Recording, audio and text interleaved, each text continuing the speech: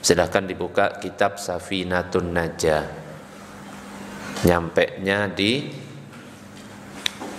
Al-ma'u qalilun wa katsirun. Coba dilihat halaman berapa itu? Ada yang sudah ketemu? Halaman 14. Silahkan dibuka semuanya. Al-ma'u qalilun wa katsirun. Sudah ketemu semuanya? Guys, sekarang kita akan bahas pelan-pelan.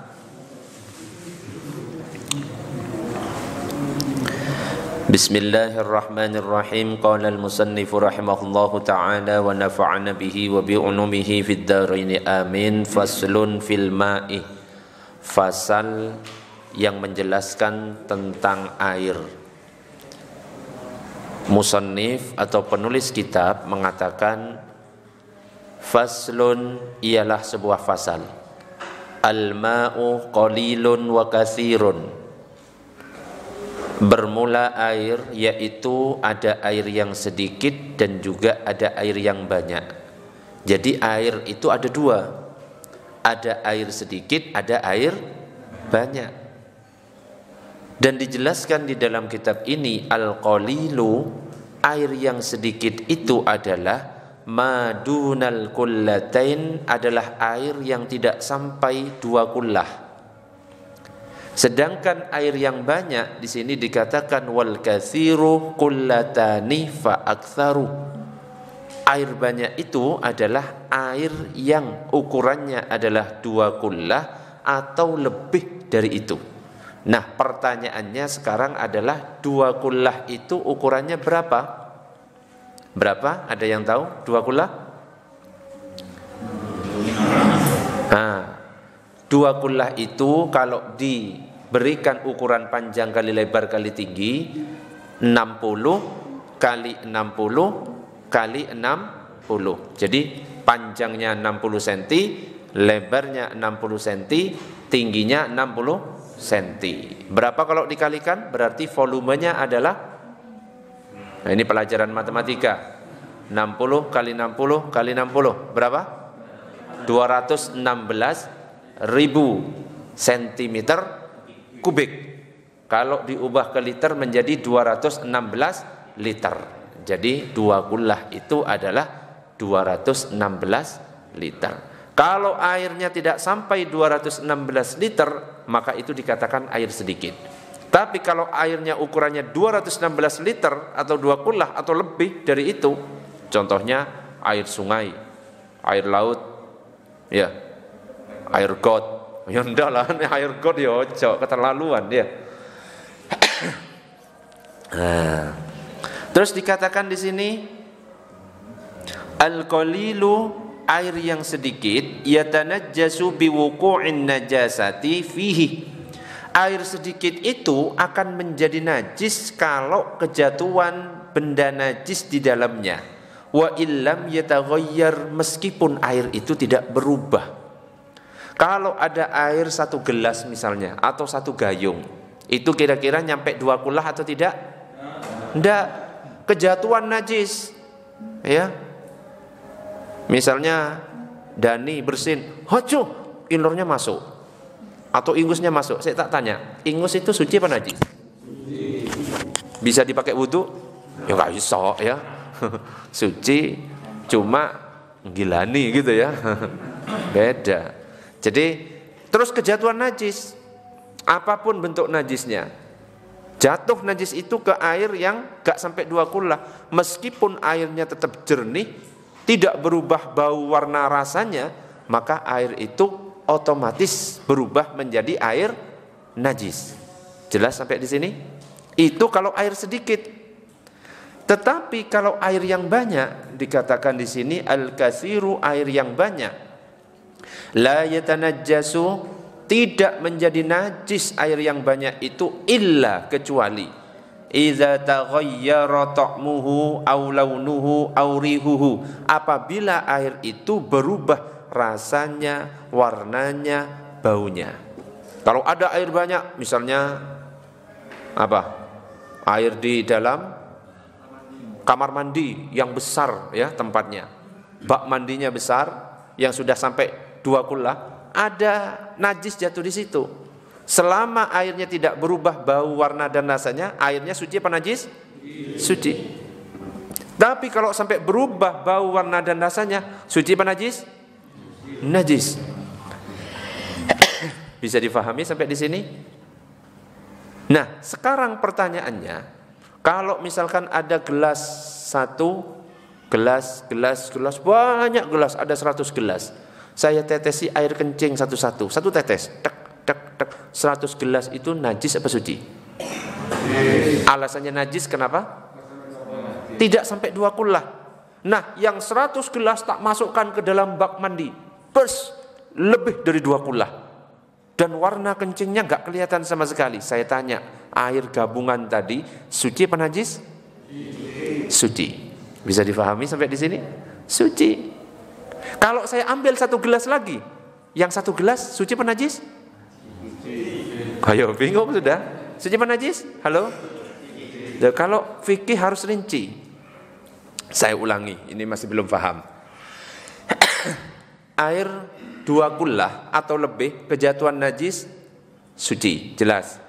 Air sedikit kejatuhan najis meskipun gak berubah najis, jelas. Air 100 gelas yang tadi dicampur 1 tetes air kencing, suci apa najis? Najis. Saya gabung jadi 1, dimasukkan bak mandi lebih dari 2 kullah dan warnanya gak ada, wes jernih, suci apa najis? Suci. Saya ambil lagi 1 gelas, tak pisah lagi. 1 gelas ini suci apa najis? Halo? Suci. Kenapa? Sudah berubah suci tadi. Nah, itu keutamaan sholat berjamaah itu sama kayak gitu. Kalau kita sholat berjamaah, gak husuk, nyampur tapi berjamaah, diterima semuanya apa enggak? Diterima. Ibaratnya air yang tadi najis digabung jadi 1, cek langsung jadi suci. Faham? Wah, Allahumma shalli ala sayyidina Muhammad. Ada pertanyaan sebelum dilanjut? Monggo kalau ada pertanyaan. Ya. 2 kullah meskipun tidak ngalir tidak apa-apa, meskipun di dalam bak mandi, yang penting 216 liter. Ukuran bak mandinya 60 kali 60 kali 60 full, berarti sudah 2 kullah. Nah, ukuran kamar mandi kita berapa? Berapa? Oh, enggak pakai kamar mandi, pakai timba kecil. Pakai shower juga ada. Nah, iya. Misalkan kolam renang, saya tanya, kolam renang itu 2 kullah atau kurang? Lebih. Terus Pak Bobi mandi, pipis di dalamnya. Kan biasa iseng, anak kerjaan nih. Saya tanya, air gak berubah kan? Gak berpengaruh dengan ukuran besar 2 kullah, air kolam itu. Najis apa enggak? Suci. Wudhu di situ boleh apa enggak? Boleh. Mandi wajib di situ boleh banda? Boleh, tinggal nyelam. Nawaitul ghusla li raf'il hadasil akbari wa tudin. Oh, selesai. Mudah, ya. Gitu toh.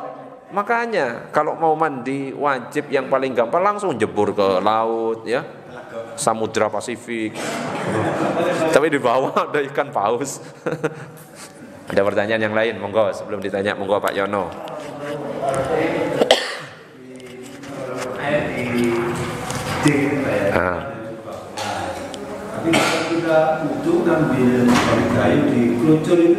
Nah, air di kamar mandi kita pakai gayung. Boleh apa enggak? Boleh. Yang penting air yang terpisah yang masuk ke dalam gayung kan kurang 2 kullah. Ini enggak kejatuhan najis. Selama enggak kejatuhan najis dan nyentuh ke wajah kita, maka tetap air suci mensucikan. Jelas sampai di situ? Enggak apa-apa. Meskipun ukuran air kita wudhu itu enggak harus airnya 2 kullah. Air wudhu misalkan dengan 1 gelas air, kita bisa berwudhu dengan 1 gelas air. Yang penting tahu caranya. Pernah saya praktekkan waktu di lapangan futsal, ya, yang pernah lihat itu. 1 gelas air, ibu-ibu sudah tahu semuanya cara wudhu dengan 1 gelas. Dengan bir brand bisa? Enggak bisa, harus pakai air. Ngangguk-ngangguk ini tak tunjukin ini. Ya. Eman, ini diminum dulu.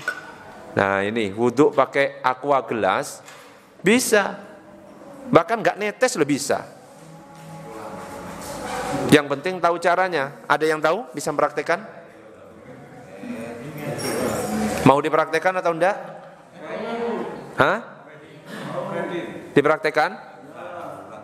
Jadi wudhu itu ya nggak usah harus air 2 kullah besar, enggak, 1 gelas. Misalkan kita di Masjidil Haram ya, di tengah-tengah, di depan Ka'bah, wis penuh full semuanya, ngentut di situ, mau balik lah, hilang sudah tempatnya itu. Wudhu aja langsung pakai air yang kita bawa. Air keringat Ustaz, yoco ya, tetap air yang suci mensucikan. Oke, ada pertanyaan yang lain, monggo, silakan. Ya. Di kamar mandi itu kan sebetulnya WC itu kira-kira afdol atau gimana? Kan kadarnya seperti itu kita dengar. Ya, di kamar mandi kita biasanya nyampur dengan WC. Pertanyaannya apa? Pak Edi wudhunya dari WC-nya itu? Enggak kan? Nah, dari WC-nya jelas najis ya. Nah, apakah afdol berwudhu di situ? Kalau mau tanya afdol berwudhu itu di tempat yang kita bisa sempurna berdoa. Ya, kayak di tempat wudhunya masjid yang di luar itu kan afdol itu. Kita bisa doa nawaitul wudhu'a li raf'il hadatsil asghari fardhulillahi ta'ala. Ketika basuh wajah bisa berdoa pakai caranya Imam Ghazali. Bisa doa semuanya. Habis itu langsung berdoa. Tapi kalau di kamar mandi kan itu tidak bisa. Tapi kalau mau ditanya sah atau tidaknya, boleh enggak berwudhu di kamar mandi? Boleh. Kadang-kadang ada yang tanya, Ustadz kalau saya habis mandi belum pakai baju langsung berwudhu, boleh apa enggak? Jangan boleh. Ibu-ibu boleh apa enggak? Habis mandi enggak pakai handuk, wes pokoknya habis mandi langsung wudhu, boleh apa enggak ibu-ibu? Tak tanya ibu-ibu dulu, ibu-ibu boleh apa enggak? Hah? Enggak boleh. Bapak-bapak boleh apa enggak? Oh, kok beda antara ibu-ibu? Enggak pakai baju, habis mandi, saya ulangi sekali lagi, habis mandi, langsung wudhu. Boleh apa enggak sekali lagi? Boleh. Yang enggak boleh itu, enggak pakai baju, wudhunya di luar. Itu yang enggak boleh, di tempat wudhunya umum itu enggak boleh. Hah? Lah iya, boleh kalau enggak malu gitu loh. Allahumma shalli ala sayyidina Muhammad. Ada pertanyaan sebelum dilanjut lagi? Hah? Iya, tapi kalau ditanya adabnya gimana? Kurang. Minimal pakai sarung, handuk, minimal ditutup, ya. Kan udah betul kan? Terus pakai tangan, pakai kemaluan. Ya batal lagi. Tangannya dicuci. Ya gak bisa, tetap batal. Sing batal bukan tangannya tok, semuanya ya. Kecuali megang kemaluannya dengan punggung tangan. Ya, diingat-ingat Bapak atau Ibu, kalau megangnya pakai telapak tangan, wudhunya batal. Tapi kalau pakai punggung tangan ditutup seperti ini, gak batal. Ada Pak Muhid lewat, kok Pak Bobi gemes, teplok. Gak batal. Tapi kalau dilek ini, batal Pak Muhid ya. Ada pertanyaan yang lain? Monggo silakan. Silakan Pak Son. Air hangat bisa wudhu apa enggak? Bisa. Boleh, tidak masalah. Apalagi di waktu dingin, boleh pakai air hangat. Air panas enggak apa-apa kalau kuat wajahnya Pak Son. Air hangat boleh Pak Son. Yang itu ada kan yang makro yang ditarik matahari. Nah, ada air yang makruh. Air musammas namanya. Tapi air musammas itu enggak sembarangan air yang kena matahari. Ada syaratnya. Kalau diwadahi wadah selain emas dan perak. Kalau wadahnya emas dan perak itu tidak, karatnya itu enggak keluar. Emas dan perak tidak berkarat. Enggak masalah. Tapi kalau tembaga, timah, terus dijemur di panas matahari, dan panas mataharinya itu ukurannya sepanas di gurun pasir sana, bukan di sini. Di sini enggak bisa memenuhi. Faham? Kalau di sini enggak. Tapi ukuran kepanasannya itu seukuran di padang pasir. Baru itu jadi air musammas. Kalau dipakai wudhu tetap sah, cuma makruh. Karena apa? Bisa menyebabkan penyakit kulit. Itu ada pertanyaan yang lain, silakan.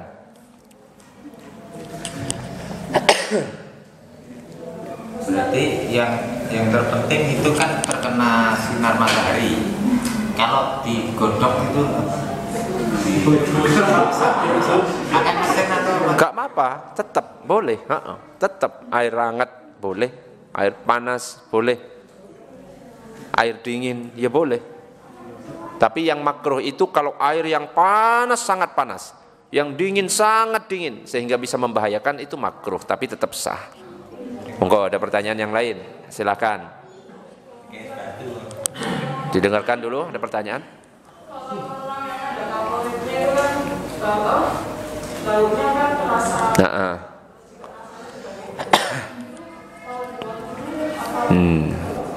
Air yang dikasih kaporit tidak hanya di kolam renang, kadang-kadang di PDAM campur kaporit. Air yang tidak bisa dipakai untuk bersuci itu kalau airnya sudah berubah nama. Ada air dicampur kopi, namanya sudah berubah, air kopi, gak bisa.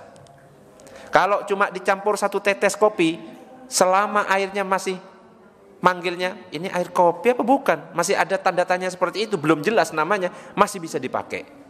Begitu juga dengan air kolam, kita itu ngomongnya, weh air kaporit, apa air? Air. Berarti namanya tidak berubah, berarti masih bisa dipakai. Begitu juga dengan air PDAM. Air PDAM, apakah kita ketika bau kaporit, air kaporit ini namanya, apakah seperti itu? Enggak, tetap mengatakan air. Tapi jadi bisa dipakai. Nah, sekarang pertanyaannya, ada satu gelas air, saya campur satu tetes kopi, tek, boleh dipakai wudhu apa enggak? Boleh dipakai wudhu apa enggak? Selama warnanya dan namanya tidak berubah. Kalau cuma satu tetes, paling cuma burak. Tapi namanya apakah kita manggil air kopi? Tidak, tetap mengatakan air, bisa dipakai. Nah, ini kalau mau secara ekstrim, contoh ekstrimnya seperti itu. katanya spread saember. Spread saember, bisa nggak dipakai wudhu? Warnanya putih, tapi kita bilang air spread apa air? Spread namanya, beda. Spread. Setelah dicoba, spread beda sudah ya, nama sudah berubah. Hah? Nah iya, unsur kesombongannya wis jadi haram. Ada pertanyaan yang lain? Silakan. Air apa? Air kangen? Ya, boleh. Boleh, tidak masalah. Wong pakai air aqua ya, air klub itu ya bisa. Apalagi air kangen ya. Air zam-zam boleh nggak pakai wudhu? Boleh, nggak apa-apa. Oke, ada pertanyaan yang lain? Sebelum dilanjut, ayo bulat aja dulu di masalah air biar jelas. Air ini tidak hanya dibagi dua. Ini kalau menurut ukurannya. Kalau menurut ukurannya ada air sedikit, ada air banyak. Tapi ada lagi pembagian air itu ada 4.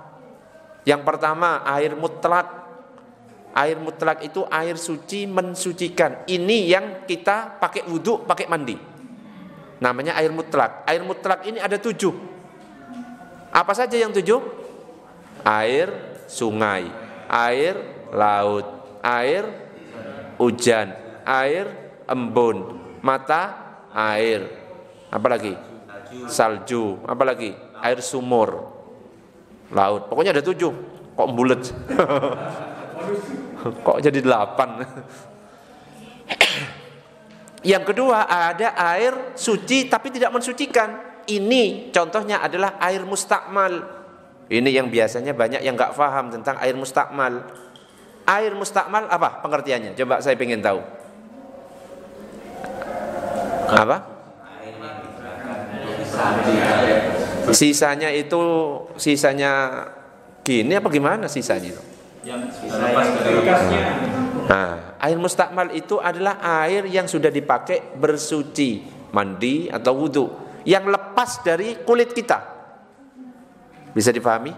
Air yang sudah nyentuh ke kulit kita dan sudah terpisah, netes itu namanya air mustakmal. Kalau masih belum netes, masih ngalir di sini, ini masih air suci mensucikan. Ayo. Sik ngalir gini basah.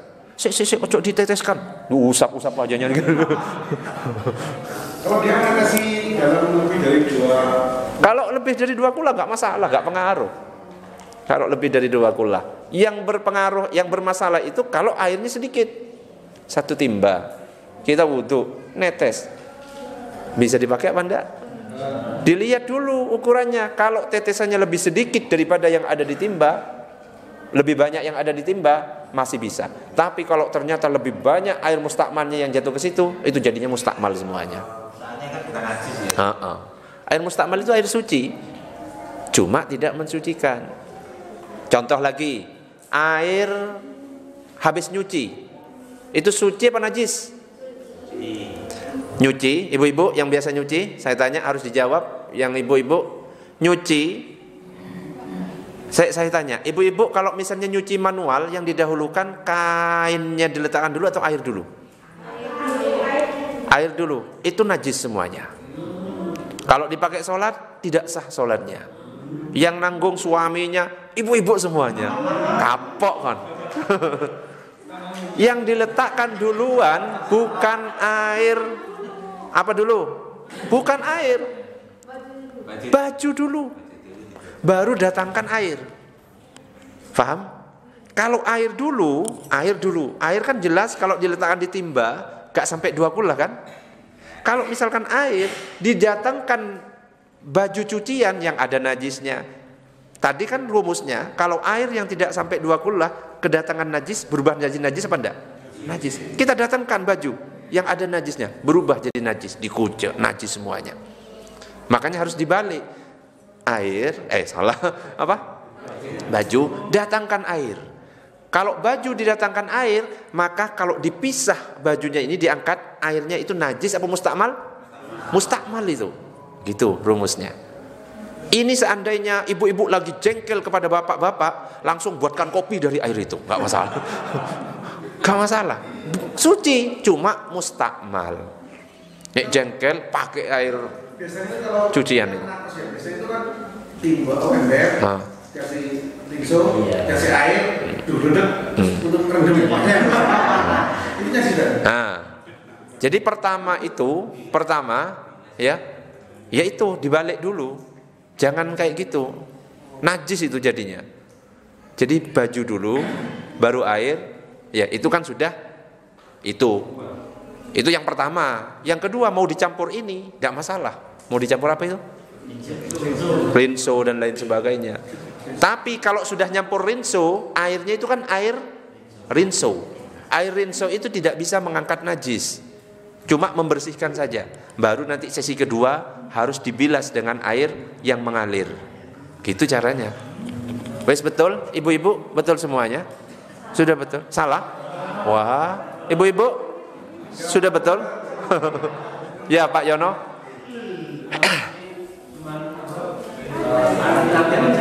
Nah,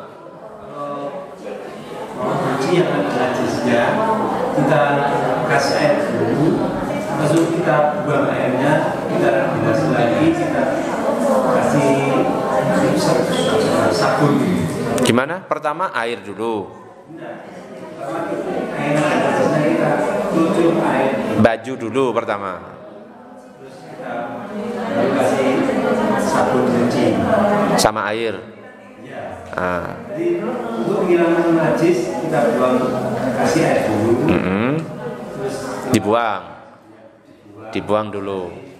Berikutnya sesi kedua nambah air lagi, campur rinso, boleh. Iya, kayak gitu boleh. Jadi yang pertama untuk mensucikan harus air benar-benar air bersih tanpa campuran apapun. Ini air sumur dan tapi keran kan dia pakai bujur aja. Tapi agak bau gimana? Ya nggak masalah. Ya, air sungai kadang-kadang agak bau. Baunya itu bau gara-gara apa? Tanah kan biasanya. Ya baunya sumur kayak gitu. Memang nggak enak.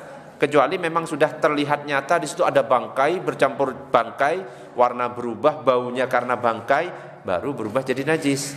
Tapi kalau cuma baunya memang nggak enak ya karena air tanah juga ya nggak enak kadang-kadang. ya sumur yang dibor kok nggak enak baunya, ya memang air tanah baunya kayak gitu, tidak masalah, nggak masalah. Air sungai warnanya kuning, ya tetap suci.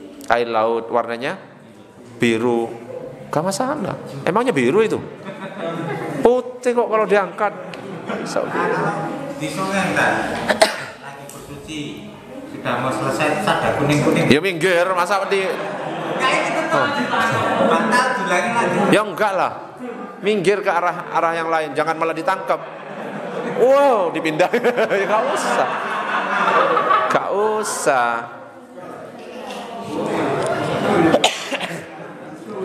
Allahumma shalli ala Sayyidina Muhammad.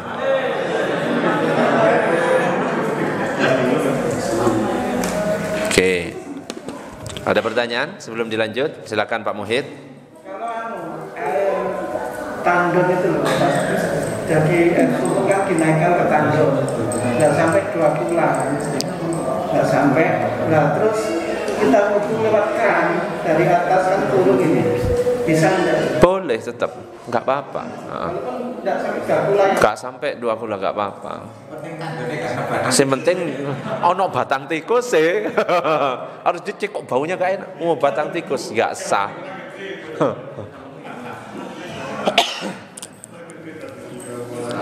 Ya, silakan Pak Widi. Kan di kamar mandi langsung pancuran, terus saya terus kita pakai sama kayu untuk kaki. Gimana? Setelah itu pancuran kan, Ada pakai pancuran. saya tidak masalah kita sama air yang di kamar mandi yang nggak sampai 2 bulan. Ya tidak masalah, nggak apa-apa. Air yang kurang dari 2 kula belum tentu najis, ya, belum tentu najis. Meskipun airnya sedikit atau tidak sampai 2 kula.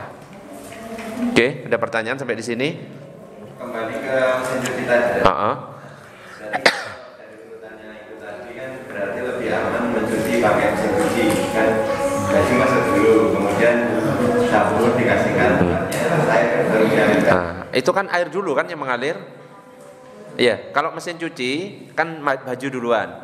Terus air datang kan, air dicampur sabun. Nah, yang kedua, gak masalah itu. Boleh. Nah, tapi kalau airnya langsung nyampur air sabun, yang manual dulu langsung dikasih campur air, ya awal kan. Cuma membersihkan saja. Iya, silakan.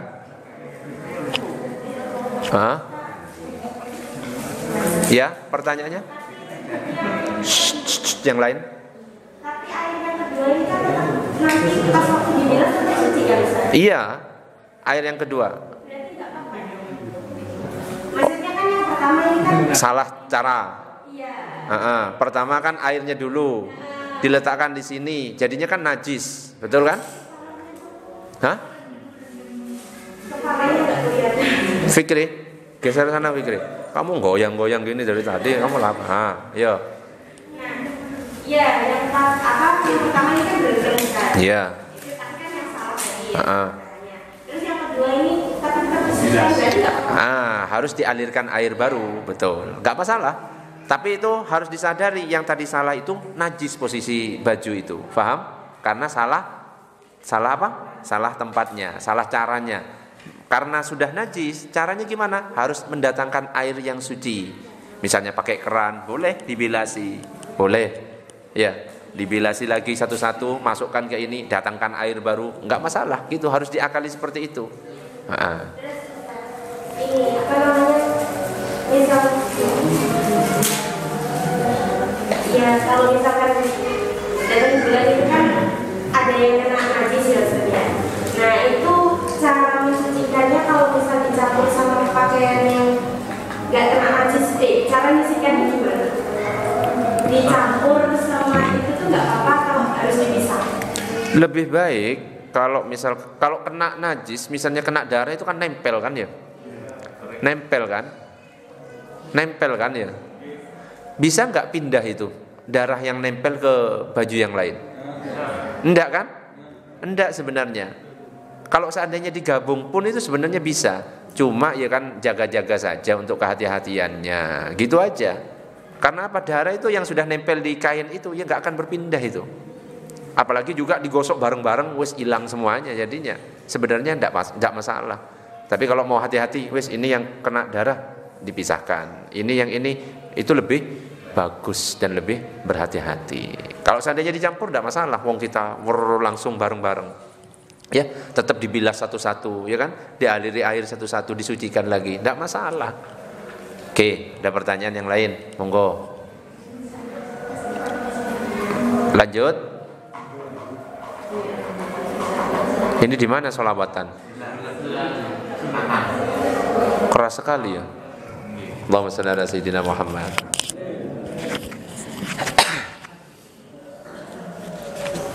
Oke, dibuka kitabnya, lanjut ke berikutnya.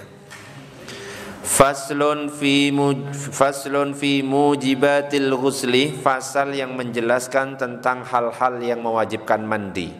Faslun, ini adalah sebuah fasal mujibatul ghusli, bermula hal-hal yang mewajibkan mandi. Sittatun adalah 6. Jadi kalau kita terkena 6 ini mengalami kita alami, maka kita wajib mandi. Apa saja?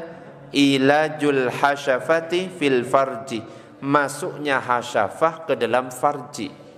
Maksudnya masuknya kemaluan laki-laki ke kemaluan perempuan. Ukurannya gimana? Ukuran dikatakan masuk itu ketika helmnya sudah tidak terlihat.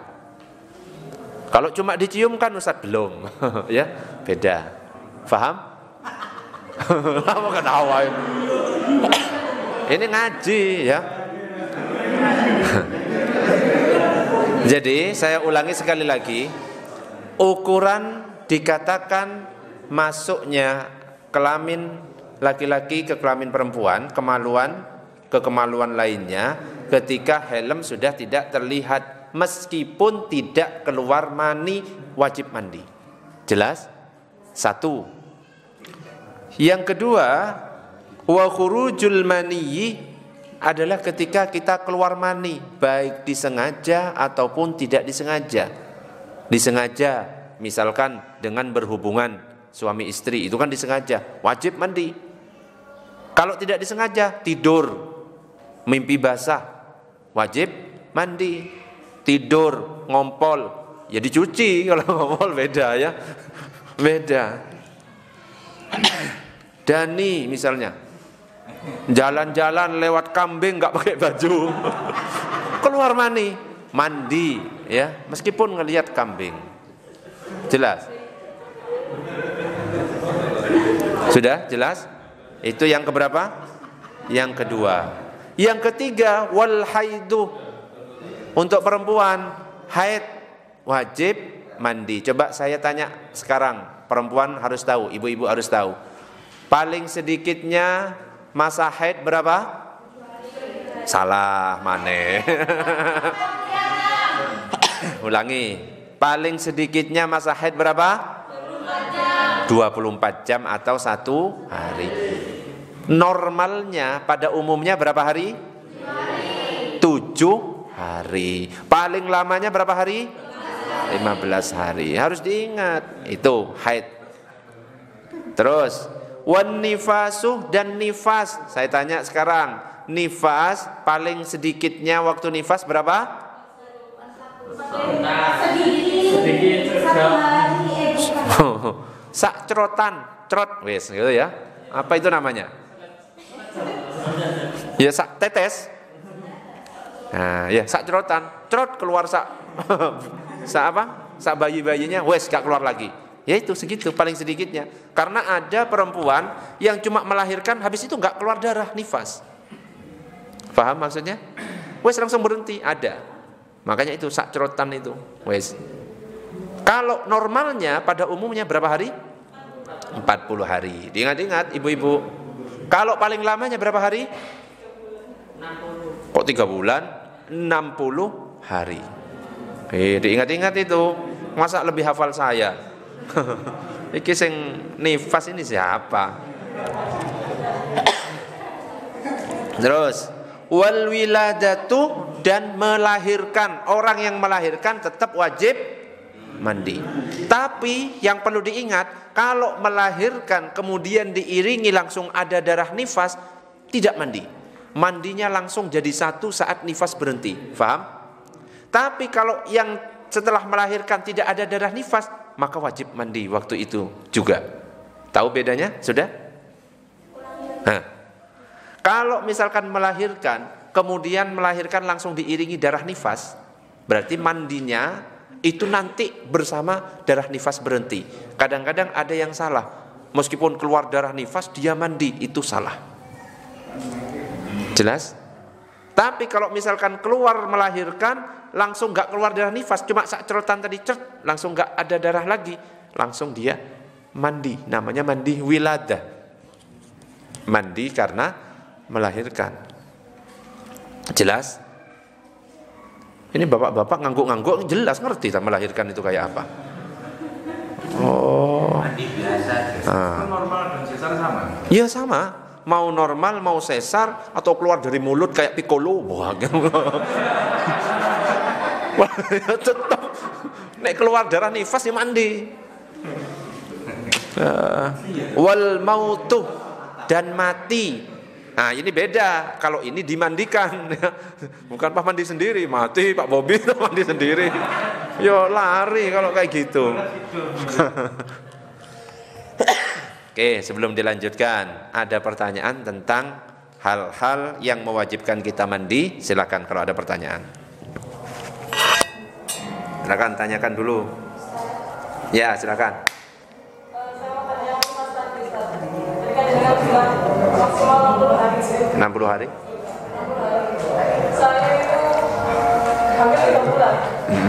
Nah, terus saya kira itu habis nifas saya langsung main. Ternyata pas saya periksakan, dokter bilang itu masih nifas. Nah, itu berarti saya mandinya berarti setelah nifasnya benar-benar terjadi atau gimana? Bentar, melahirkan hamilnya berapa bulan? 9 bulan. 8 bulan. Terus lahir, keluar darah nifas. Darah nifasnya berapa hari? Hampir 3 bulan. 3 bulan itu berapa hari, Bal? Hitung, Bal. 3 kali 30.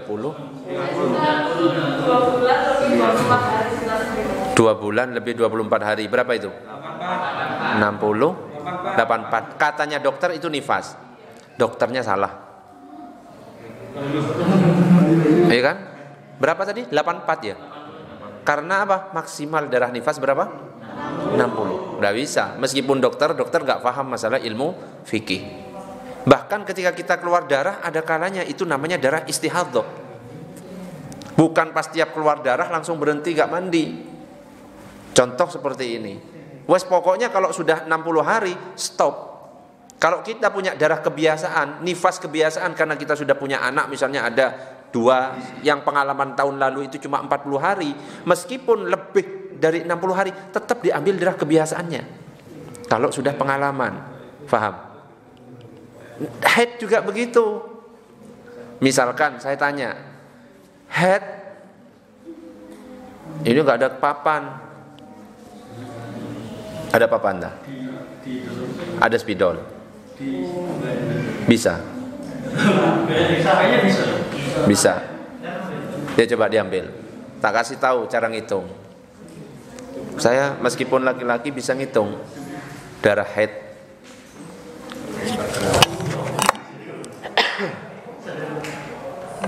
Kita pakai tali.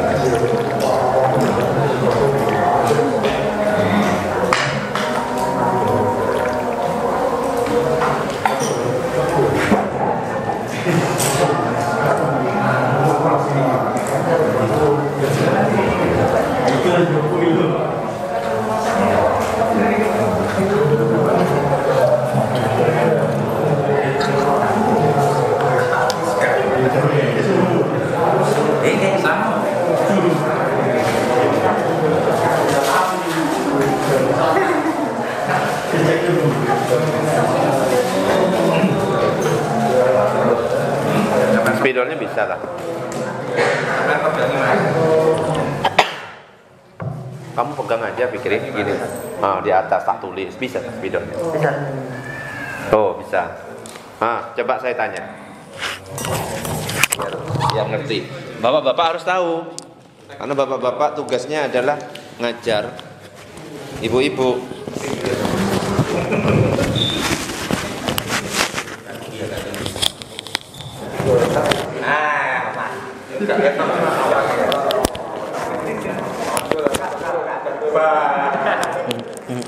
Kayak ada iklannya. Ini apa sih? Nulisnya gimana? Mending duduk lah. Duduk, nggak kelihatan tapi, iya. Ibu-ibu yang penting itu. Kelihatan. Hah? Nah, gini, tuh. Kamu sender kamu.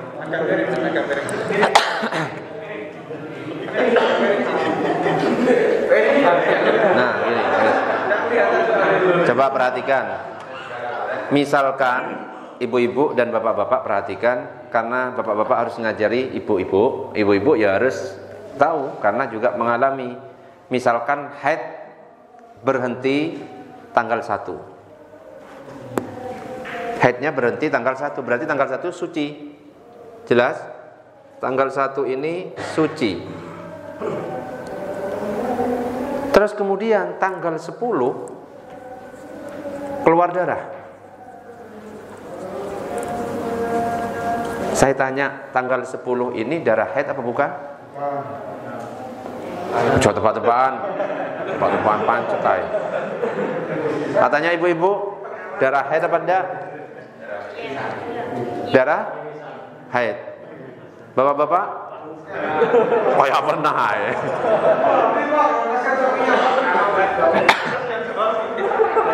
Kalau enggak 24 jam.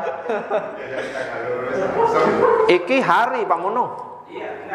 Ini darah haid bukan? Ibu-ibu darah haid. Ini nih berarti ini suci kan? Selama ini suci kan? Sucinya berapa hari ini? Ini bukan darah haid, tapi darah istihadah. Kenapa? Karena suci ini harus minimal 15. Paham? Jadi kalau misalkan tanggal 10 keluar darah sampai 20 keluar darah terus keluar darah, ini keluar darah terus, keluar darah, cara ngitungnya sucinya itu berarti 1 sampai 15, meskipun 5 harinya ini keluar darah, itu istihadah tetap sholat. Paham? Nah, dari sini tanggal 15 ini yang haid. Ngerti apa enggak? Jadi suci antara haid 1 ke haid 2 minimal 15, enggak boleh kurang. Ngerti apa enggak? Iya dosa ini. 10 sampai 15 enggak sholat ya dosa. Makanya enggak ngerti keluar darah enggak sholat. Paham apa enggak? Tak ulangi lagi, tak kasih contoh. Penghapus? Wah, enggak ono, ada. Nah, pegang lagi.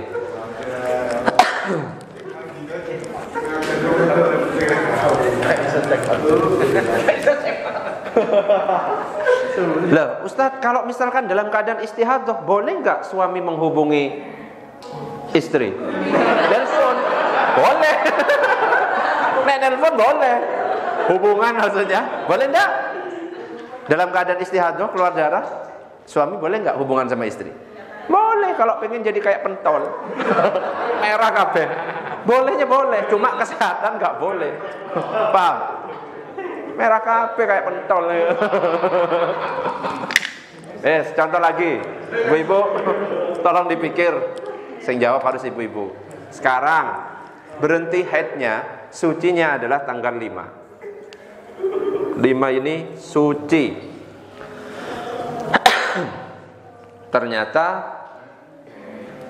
keluar darah lagi 20 keluar darah. Saya tanya, haid apa enggak? Haid.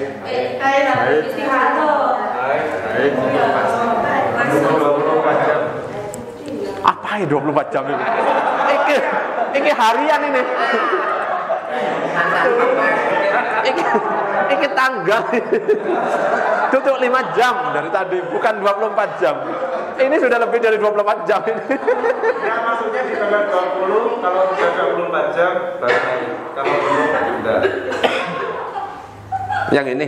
Iya, maksudnya kalau ini kan rentangnya udah 15 hari. Tapi kalau di tanggal 20 itu keluar tapi berhenti lagi, bukan darah haid. Iya, anggap aja lah sempurna keluarnya ya 24 jam. Nah, ini rentangnya berapa? Berarti kalau keluar darah di sini haid. Tapi kalau keluar darahnya misalnya tanggal 10. Haid apa enggak? Ini baru 5. Paham? Baru 5 hari, pokoknya harus 15. Ini nanti ada pembahasannya sendiri masalah fikih haid.